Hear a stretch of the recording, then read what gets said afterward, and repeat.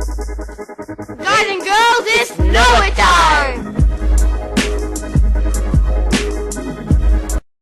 Now, a lot of you ask me, Snow, what the heck? Why are we learning these linear inequalities? What does that do in real life? So today, I'm going to teach you about applications to linear inequality. Applications. Now, by my math, we should finish chapter 9 by tomorrow. This is super no we're talking about. Regular teachers, 4 days, super no, 1 day. Application linear inequality, which gives you double block on Thursday to study for your final, for your exam. Now, if you want, I can give you a test on Tuesday, which means the last block of Thursday I have to teach you the next chapter. It's up to you. You want a nice long break, you choose. Okay? For me, it doesn't really matter. The test is good to go whenever. Okay? Applications to linear inequality. Again, if you're lost on this stuff, come after school today, come after school tomorrow. And then plus you have 2 hours with me in class on Thursday. So there's a lot of times to ask questions. So guys and gals, it's Know It time. Your favorite time of the day. And again, we have our classic picture diagram. Doot, doot, doot, doot, doot. Did I forget something? Doot. Doot. Yep. Okay. Here is your question. Yesterday, I taught you how to basically solve, for example, 2x plus 3y less than equal to, I'm going to make it up, 6. I want you to quickly sketch this out, draw a quick sketch, and tell me one possible solution. Okay. Sketch. Now, if you want to use graph paper, you're more than welcome to use it. If you say, Mr. No, I just want to give you a rough idea. Go ahead, do a rough idea. But the key, really, is to get y by itself. So take a minute and solve for y. Keep it simple. I'm not going to rush it. I take my time, and I do it right. Okay. Nothing too bad. So I get y, and you guys go 3y less than negative 2x plus 6. Y is less than negative 2 over 3x plus 2. Now, go ahead, use your grid paper, just draw a rough sketch. 2 over 3. Keep it simple. Okay. As for me, I'm just going to do a rough sketch to save some time. And really, we start at 2, right about here. I go down to right 3. Down to right 3. And again, like I said, I'm going to play the guessing game. Because really, this is a rough sketch. And, Crystal, is this a solid line or a dotted line? Solid line. Solid, just like me. Solid. Okay. Rock hard solid, baby. And then we shade. Now, a lot of people are saying, so how do you know what to shade? Do I test in the regions? One method is to plug in points, but really, I taught you a better technique than point plugging in. Darsho, do you shade above or below, and how do you know? Okay, now do you shade above this line or below? Oh. What does this say? Y is? So what is less than? Is that above or below?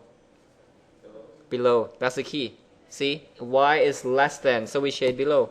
Again, guys, gals, if you have highlighter, just shade below. Okay, very nice. Okay. That's all we're going to do.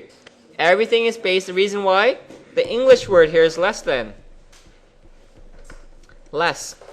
That's why. And then, choose one point that works right now.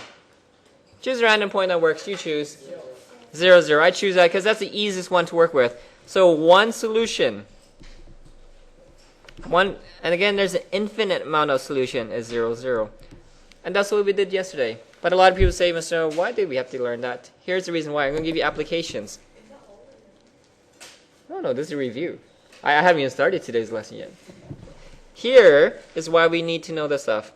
and it applies to real life scenario. Downtown in Vancouver, there's a little hot dog stand in the corner of Hornby and Helmicon. And there's a Scotia Theater right there. And right across the Scotia Theater, there's a hot dog stand. Who knows what the hot dog stand is? Japadogs. How many heard of Japadogs? I told you guys this in grade 8. Japadogs is probably one of the greatest inventions ever made. Could you not? So what it is a Japadog is Japanese hot dog. And the guy, if you haven't heard the story, he came from Japan. He had no job. He was poor. And he didn't know what to do. So he opened up a little hot dog stand. And he took ingredients from Japan and put on this hot dog stand. And he's like, what the hell, just gonna make it people try. Because of that, people line up for about, when it first came out, the lineup every lunch was a block long. Every single day. Non-stop. It became so popular, he has his own restaurant and 2 more locations downtown right now. It's all over the news. During the Vancouver Olympics, all the stars came down and lined up and ate the hot dog there. I'm going to show you a video on it later. If you have ever tried it, you should try it. It's really cool. Now, this Japadog, have you tried Japadog before? No one? There's our field trip, guys. We're going to go down there, have some hot dogs, and go back to school. So, the Japadog costs you roughly... Japadog. The price, I'm going to just round it to make it simpler, is $5. That's the Japadog price. Okay. There's the hamburger, or, I'm not a hot dog. I'm more of an American-Canadian guy. I'm going to go for a burger. The classic burger. The burger, let's say, is $4. Okay. In total, I spent less than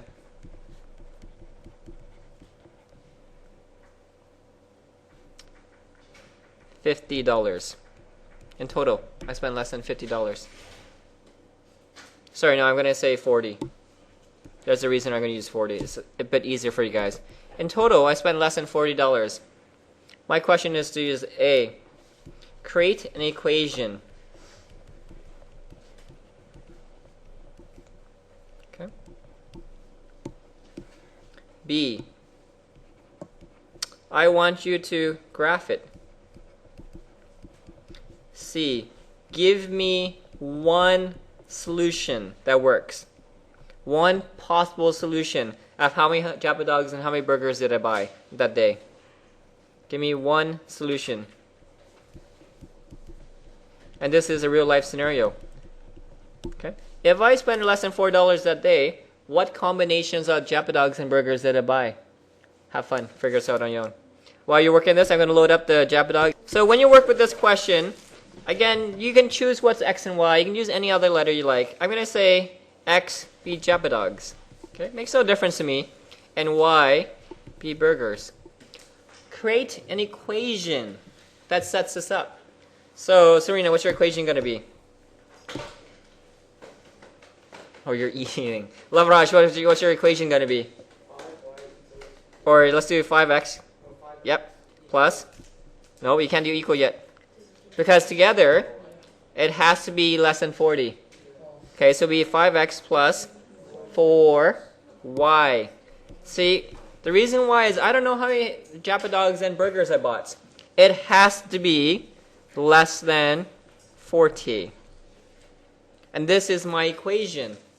And now, we just go through the same process what I've been doing with you before. And this is why we learn this sort of thing. So you have 4y is less than negative 5x plus 40. Y is less than negative 5 over 4x plus 10.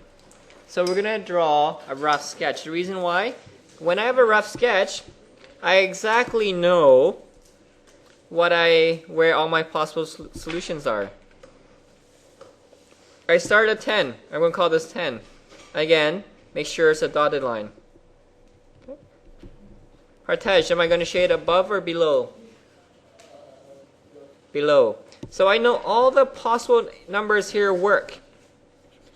Every possible number here works. So, Harmeet, give me one possible scenario that works. How many Japa dogs would I have? One Japa dog, one burger works because 1 is in that region. So the answer is 1 Japa dog, 1 burger. Any coordinate in here works. This is what this does. It gives you all the possible answers to this. So guys, I'm going to give you that video and you're going to see. So next time you're down, Harsh, did I show you guys this video before, back in your day? You don't remember? Back in days. So here, I'm going to pause the video. So that was just an example of how you apply linear inequalities. What if I give you something new now? So that was an application. You should be able to do that on your test. What if I give you something called quadratic inequalities? Oh, quadratic oh no, there's only 2 types of people, don't you know? Those who make mistakes and no. There's only 2 types of people, those who make mistakes and no. Quadratic inequalities. So on exam, if they give you a scenario, you should be able to come do a linear equation on it. It's very simple, nothing challenging about it. But now I'm going to teach you about quadratic inequalities. Quadratic inequalities really goes back to something you learned before about y equals to x. This is known as a line. Y equals to x squared. When I first started teaching you with math, this is what I did. What is the name of that? Parabola. Or some of you call it parabola. Parabola. Sounds like a virus. The parabola attacks math students like there's no tomorrow. Okay? 30% of people who are infected with parabola do not survive. They take the course. That's a bad joke. So here goes. Parabola. Now, when y equals to x, it's easy. You draw a line, you shade. But what about x squared terms? This is known as the quadratic inequality. For example, I'm going to give you a question. X squared. I'm going to just deal with some question. Minus 2x minus 3 is less than 0. Some of you will say, hey, Mister, we're going to do this exactly same thing. We're going to draw this. Okay? So you probably forgot how to draw this, but I'm just going to give you a quick and dirty sketch. In order for you to draw this, you need to know what are the x-intercepts. How do you find the x-intercepts of this equation? To find the x-intercepts, we solve for that equation.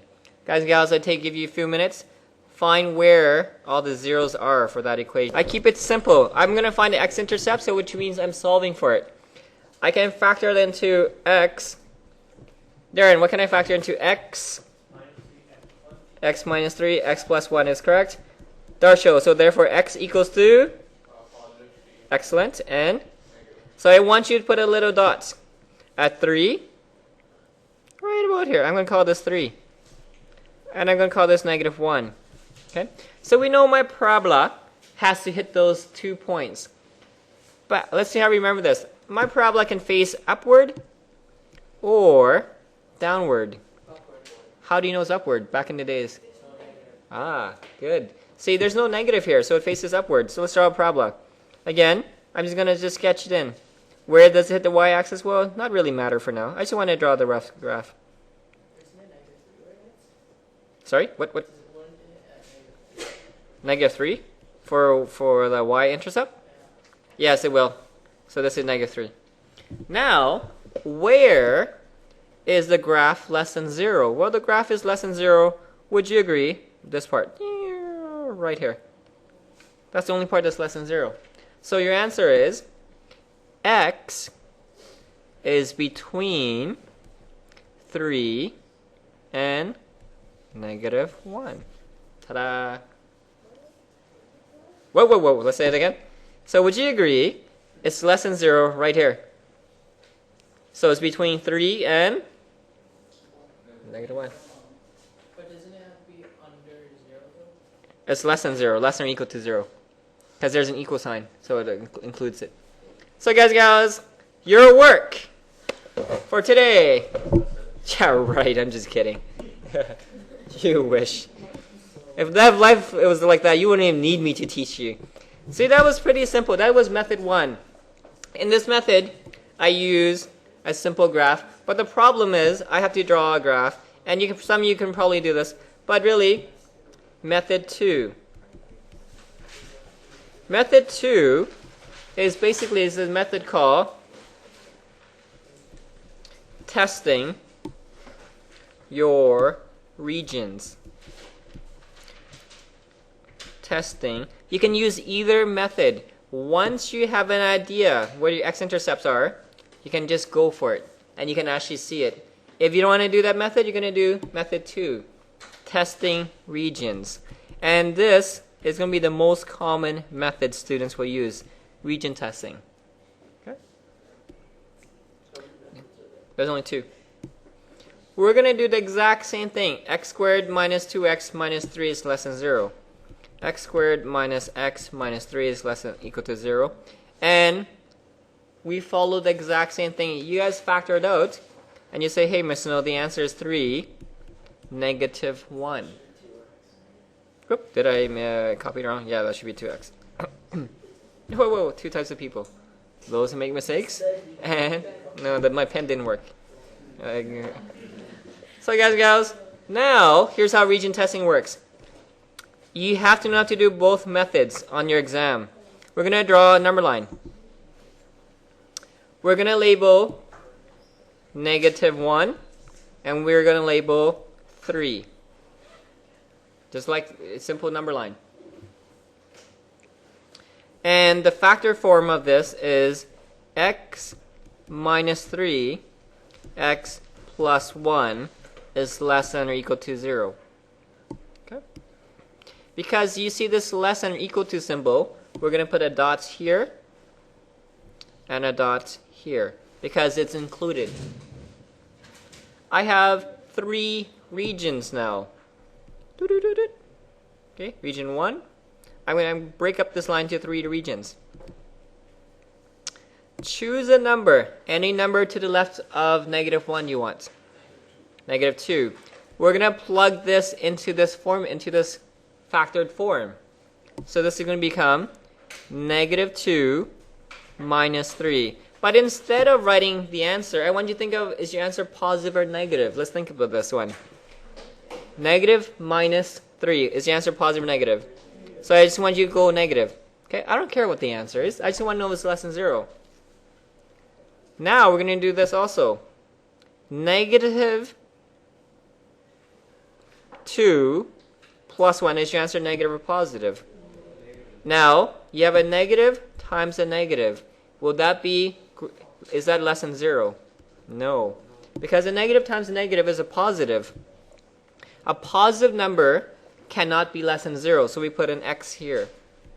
The reason why? Because a negative times a negative is a positive. A positive number cannot be less than 0, so this region doesn't work.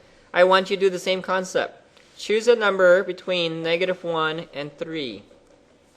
I would choose a number that's easy to work with. 0 is the easiest number to work with. Okay? And I want you to tell me, is the first bracket negative or positive? 0 minus 3. That's negative. See? I don't have to use numbers. Second one. 0 plus 1. That's a positive. A minus times a positive gets you a minus. Agree? Is a negative number less than or equal to 0? Yes, it is. So we're going to put a little check mark here. I want you to do the same thing for the next region. This is called region testing. Guys, gals, do the next one on your own. Choose a number greater than 3.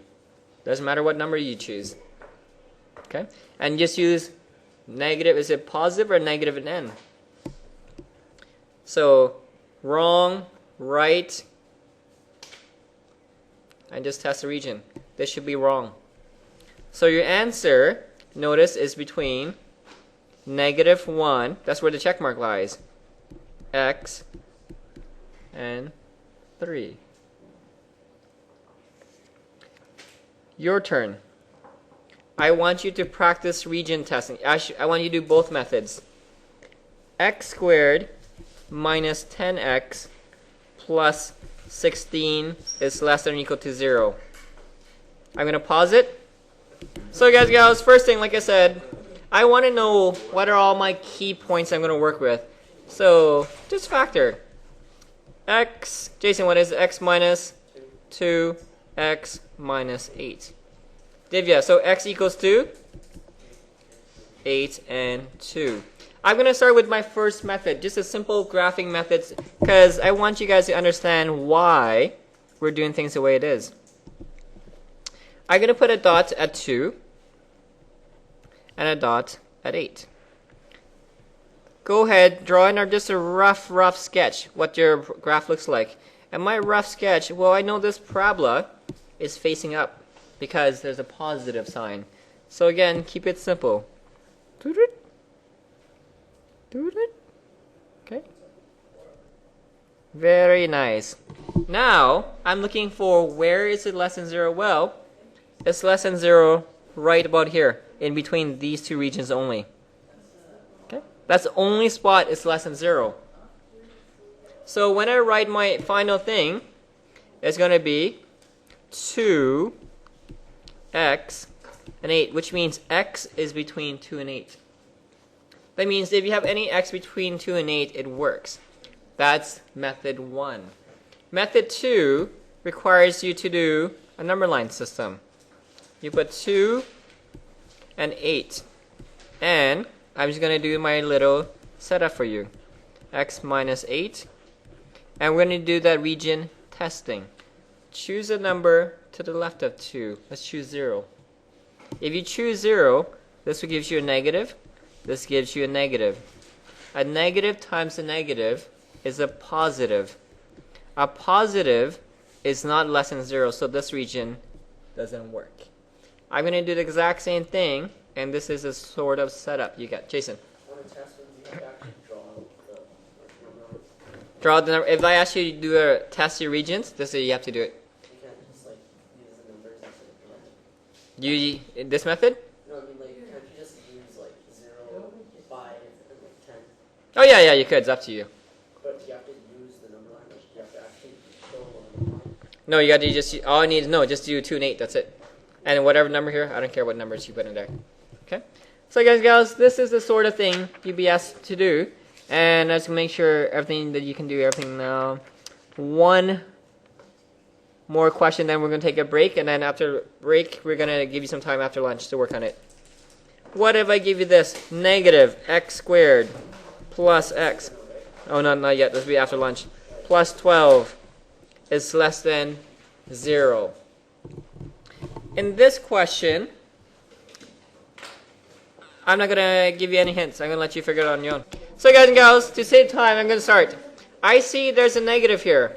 See, this negative is going to screw a lot of people over because they say, what do I do with that negative? And some of you made mistakes on that. I'm going to factor out the negative.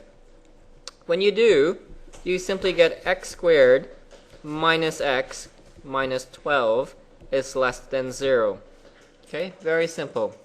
I'm going to factor, and I was asked a really good question. This is going to be x minus 4, x plus 3, and there's a negative sign. And I was asked a really good question. They say, Mr. No, does that negative change my answer in any way? There's 2 ways to look at it. Some you say, hey, let's factor in this negative right now. Okay? If you don't factor in a negative, would you agree that x equals to 4 and negative 3? If you factor in a negative, you get negative x plus 4. X. See, it only affects one bracket. Notice your answer. It's the exact same thing. If you factor it in, you get 4 and negative 3. If you don't factor it in, you get 4 and negative 3, regardless what you do. So is it wrong? So you have to factor out the negative? As long as you have 4 and negative 3, it's fine, whatever method you do. But if you don't, like I said, as long as you have 4, there's many methods of doing this. I'm going to do this. You could, but as long as you get 4 and -3, you get the exact same thing. No, because you got to divide your number by negative later. Yep. So I know what you guys are thinking. Some of you are doing this method. Some of you are going to do negative x squared plus x plus 12. Some of you say, hey, so this is negative 12, right? And then you went x plus 4, x minus 3. But remember what I said about that technique? You got to divide it by the number in front of x squared. What's the number in front of x squared? Negative 1. So you got to divide this by negative 1 by negative 1. So no matter what method you do, you can't avoid 4 and negative 3. So this number is negative 3. This number is 4. I want you to do take another look. This right here is a less than sign. There is no equal. So if there's no equal, really, you cannot include 3 and 4. So what I'm going to do is we're going to draw. We know this graph is going to face upside down. Okay, just draw it facing upside down.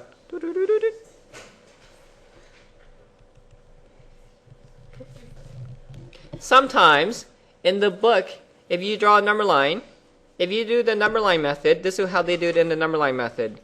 Like I said, there's many methods of doing this. Negative 3, 4. They're going to put an open circle right here. That open circle means not equal to. Not equal to. Okay. If you use the number line method, that's the way it is. Guys, gals, right off the bat, I know where my answer is already. Where is it less than 0? Well, it's less than 0 at 2 points. Right here, and one more. To the right of 4. So when I write my final answer, you're going to write this separately. X is less than negative 3. See, look, there's no equal sign. I keep whatever this is. And my last one, x is greater than 4. That's called quadratic inequalities. If you do the other method, you would get a check mark here, a wrong here, and a check mark here. See, I wrote it out separately. You can't merge them together. If you merge it together, you're saying the middle is the answer, but in reality, it's to the left and to the right. The middle is an answer because it has to be less than 0. X is less than 0 right here and right here. Because the graph is less than 0 at 2 points, right here and right here. Here is where the graph is greater than 0. This is your 0 line. Okay? Less than negative 3, yes.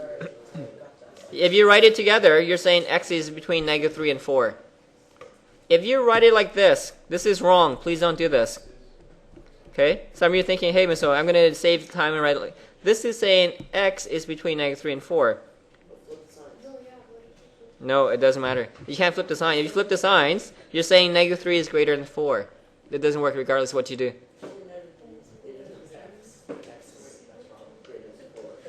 Sorry? No. So this is wrong. Guys, gals, that is going to be... There you go. This is your super no question for today. Just going to make this one up. I don't even know what the answer is. Good luck. I'm going to ask you to solve using any technique you like. There's no restrictions on the method. X squared.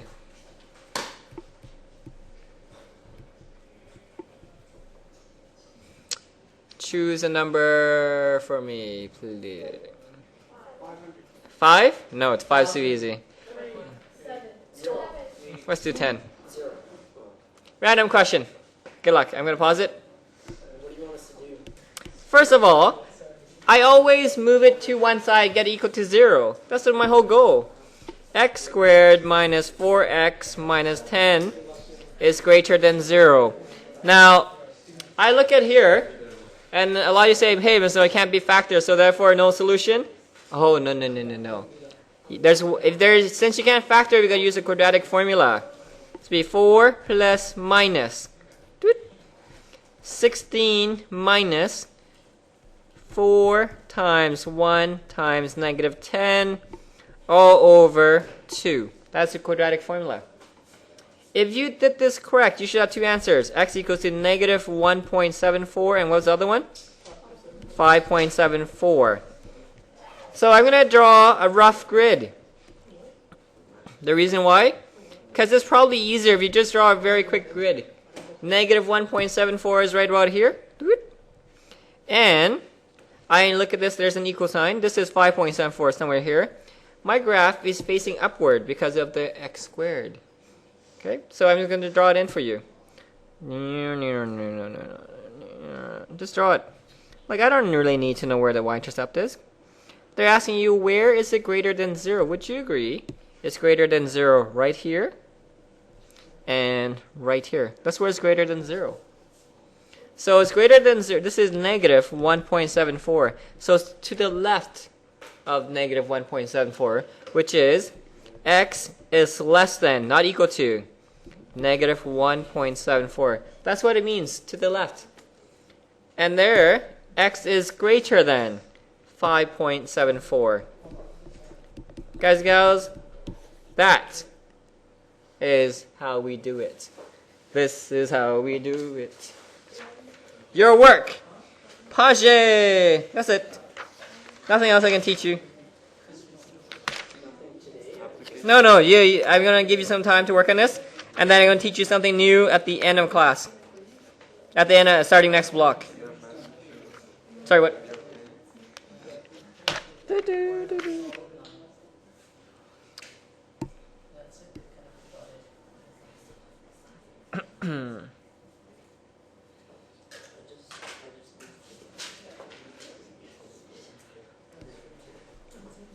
Page 484. Numero 1, 2,